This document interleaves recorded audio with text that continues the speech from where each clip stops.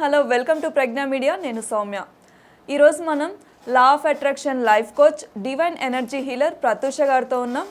మనకి కావాల్సిన విషెస్ ఎలా ఫుల్ఫిల్ చేసుకోవాలో ప్రత్యూష గారి నుంచి కొన్ని టెక్నిక్స్ నేర్చుకోబోతున్నాం. నమస్తే ప్రత్యూష గారు. నమస్తే మ్యామ్, ఒక కోరిక గురించి కానీ ఒక సంకల్పం గురించి కానీ మేనిఫెస్ట్ చేస్తున్నప్పుడు ఒక 2-3 డేస్ చేశాక మనకి ఫోకస్ పోతుంది, అంటే హోప్ పోతుంది అనమాట.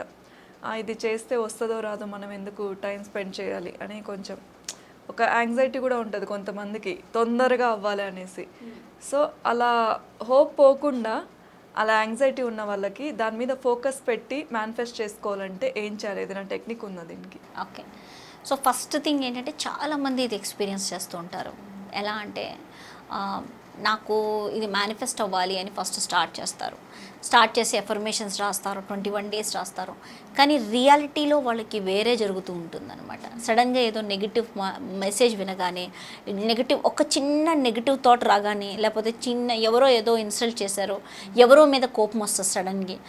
ఆ కోపాన్ని వీళ్ళు ఎలా చూపించాలో తెలియక దీని మీద పెట్టేసుకుంటారు, ఫోకస్ వదిలేసుకుంటారు అనమాట. దీని మీద సడన్గా యాంగ్జైటీ ఫామ్ అయ్యి ఫోకస్ లేకుండా మళ్ళీ ఒక 10 డేస్ మానేస్తారు చేయడం. మళ్ళీ చేయాలి, నేను ఇలా చేస్తేనే నాకు బాగుంది, మొన్న చిన్న ఎవిడెన్స్ తెలిసింది, మళ్ళీ నేను మానేసాను ఏంటి, ఒక 10 డేస్ అయిపోయింది, మళ్ళీ చేస్తారని మళ్ళీ స్టార్ట్ చేస్తారు, మళ్ళీ ఫోకస్ పోతుంది.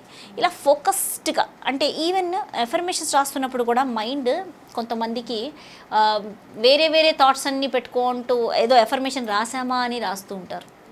అలా కాదు, నువ్వు రాసిన ఎఫర్మేషన్ని నీ థాట్లో పెట్టుకుని ఆ ఎమోషన్ని నువ్వు ఎక్స్పీరియన్స్ చేసినప్పుడే నీకు అది మేనిఫెస్ట్ అవుతుంది. ఎఫర్మేషన్ రాసేస్తున్నాను అనేసి గబగబ రాసానా, 21 టైమ్స్ రాసాను, అబ్బా 21 టైమ్స్ అయిపోయింది. అలా కాదు. ఒక ఎఫర్మేషన్ నువ్వు రాస్తున్నావు అంటే దాన్ని ప్రశాంతంగా దాన్ని ఎక్స్పీరియన్స్ చేయాలి. నీ యొక్క ఎమోషన్, నీ యొక్క నీ యొక్క feel, felt, smell, taste, touch. ఒక emotion, felt, smell, taste, touch. Okay, ఒక ఎమోషన్ ఉండాలి, అంటే ఆనందమైన ఎమోషన్. నువ్వు రాసేటప్పుడు కూడా నీకు ఒక ఆనందం రావాలి లోపల నుంచి. నేను ఎంతో ఆనందంగా తీసుకుంటున్నాను ఇది అని నీ మైండ్, థ్యాంక్ యూ యూనివర్స్ అనేసి నువ్వు అది చేస్తున్నప్పుడు నీకు అద్భుతంగా నీకు మెసేజ్ వెళ్తూ ఉంటుంది అనమాట. ఒక్కొక్క మెసేజ్ అద్భుతంగా వెళ్తూ ఉంటుంది. సో అలాగా స్టెప్ బై స్టెప్ నువ్వు ఒక ఎఫర్మేషన్ ఒక 21 టైమ్స్ రాయాలి. అప్పుడప్పుడు 21 టైమ్స్ అలసిపోయినట్టు అనిపిస్తుంది. ఏదైనా మనము 21 టైమ్స్ చికాకు అనిపిస్తుంది, అబ్బా ఇది రాయలేను అనిపిస్తే అంతసేపు రాయొద్దు. 5 టైమ్సే రాయి, 10 టైమ్సే రాయి, 11 టైమ్సే రాయి.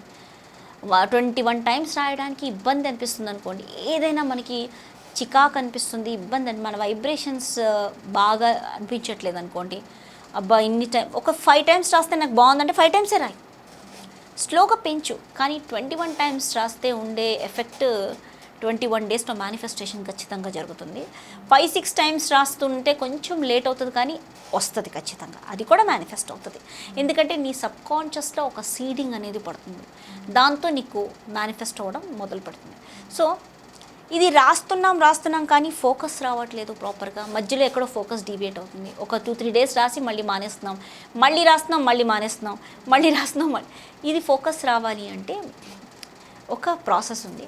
ఇంకొకటి ఏంటంటే, ఒక సంకల్పం అనుకుంటాము, 2-3 డేస్ తర్వాత ఇంకొక సంకల్పం అనుకుంటాం, ఇది వద్దులే అని. అంటే మనం ఫిక్కిల్ మైండెడ్, నాకు ఇది కావాలి అనిపిస్తుంది, మళ్ళీ ఇదో. సో ఒకటే దాని మీద మైండ్ ఉండట్లేదు. ఓకే, ఒకటే దాని మీద మనసు మైండ్ సెట్ని కూడా మనం సెట్ చేసుకోవచ్చు. ఫికిల్ మైండ్ సెట్ని సెట్ చేసుకోవచ్చు ఇది. ఎందుకంటే ఇది యాక్చువల్లీ ఇది ఒక స్క్వేర్ లాగా ఉంటుందన్నమాట. ఇలా స్క్వేర్ వేసుకోండి, లేదంటే గోడ మీద వేసుకుంటారా, లేకపోతే వైట్ పేపర్ మీద ఉండాలి. ఒక వైట్ పేపర్ మీద ఇలా స్క్వేర్, ఇది శ్రీచక్రం లాగా ఉంటుందన్నమాట. యాక్చువల్లీ ఇది ఒక శ్రీచక్రం ఎలా ఉంటుంది, స్క్వేర్.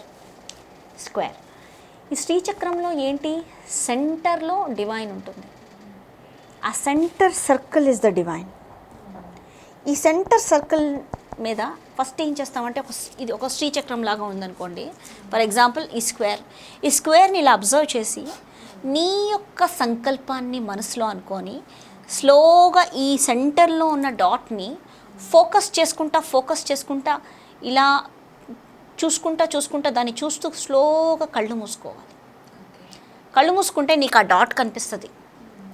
స్లోగా ఈ డాట్ని చూడండి, చూసి నీ యొక్క సంకల్పం అనుకుంటూ స్లోగా కళ్ళు మూసుకోండి. మీకు ఆ డాట్ కనిపిస్తుంది. ఒకసారి చూడండి. 2 మినిట్స్ చూడండి. స్లోగా కళ్ళు మూసుకోండి. మీకు ఆ డాట్ కనిపిస్తుంది కదా, ఆ స్క్వేర్, ఆ డాట్ అంతా కనిపిస్తుంది. ఇప్పుడు ఫోకస్ అనేది ఫోకస్ అయిపోయింది. ఒక్క థాట్ మీద ఫోకస్ చేయాలి. ఆ ఒక్క సంకల్పమే అనుకోవాలి. ఎక్కువ 100 సంకల్పాలు అనుకుంటే ఈ ఫోకస్ అనేది డివియేట్ అవుతుంది. ఒక్క సంకల్పం మనసులో అట్లా విజువలైజ్ చేసుకుంటూ ఆ సంకల్పంతో ట్రావెల్ చేయాలి. అంటే అందులో ఎలా అంటే నీ యొక్క సంకల్పము, నీ యొక్క కోరిక అయిపోయింది, తీరిపోయింది. అందులో నువ్వు ఎంత ఆనందంగా ఉన్నావు, ఎంత హ్యాపీగా ఉన్నావు, ఎంత జాయ్ఫుల్గా ఉన్నావు, అది నువ్వు విజువలైజ్ చేయి కళ్ళు మూసుకొని. ఆ యొక్క పాయింట్ మీద ఫోకస్ చేస్తూ నువ్వు విజువలైజ్ ఒక 5-6 మినిట్స్, మ్యాక్సిమం 17 మినిట్స్ చేస్తే ఇంకా పవర్ఫుల్. ఏదన్నా ఒక సంకల్పం 17 మినిట్స్ ఒక థాట్లో ఉంటే అది మేనిఫెస్ట్ అయిపోతుంది. 100% మేనిఫెస్ట్ అయిపోతుంది. 17 మినిట్స్ ఒక థాట్ మీద గట్టిగా ఉంటే ఇట్ విల్ మేనిఫెస్ట్ 100%. సో ఆ థాట్ అక్కడ ఫోకస్ చేసి నువ్వు కళ్ళు మూసుకుని విజువలైజ్ చేయి. 17 మినిట్స్ మనం ఫోకస్ చేయడమే ఇక్కడ కష్టం నార్మల్గా కదండి. అవును, చేంజ్ అవ్వకుండా. కానీ అది ఈ యొక్క సింగిల్ పాయింట్ మీద చూసినప్పుడు అది కంపల్సరీ నీకు 17 మినిట్స్ కాదు, దాటిపోతుంది. నీకు అంత ఫోకస్ వచ్చేస్తుంది నీకు.